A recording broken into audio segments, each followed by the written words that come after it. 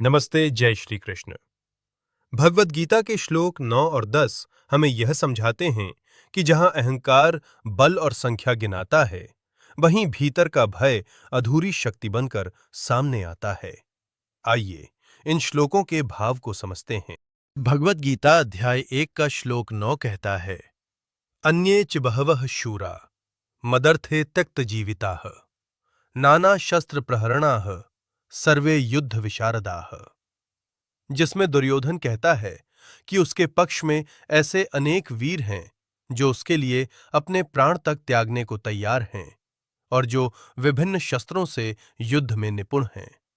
इसका अर्थ ये है कि जब व्यक्ति अहंकार के वशीभूत होता है तो वो दूसरों के बलिदान को भी अपनी शक्ति मानने लगता है।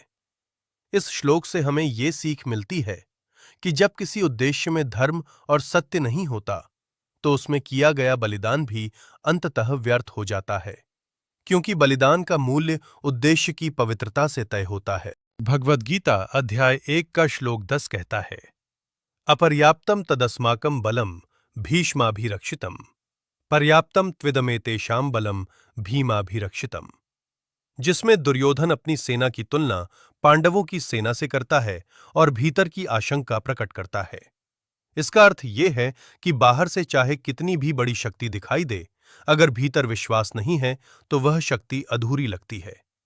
इस श्लोक से हमें यह सीख मिलती है कि सच्ची विजय संख्या या हथियारों से नहीं, बल्कि आत्मविश्वास, धर्म और ईश्वर पर अडिग विश्वास से प्राप्त होती है।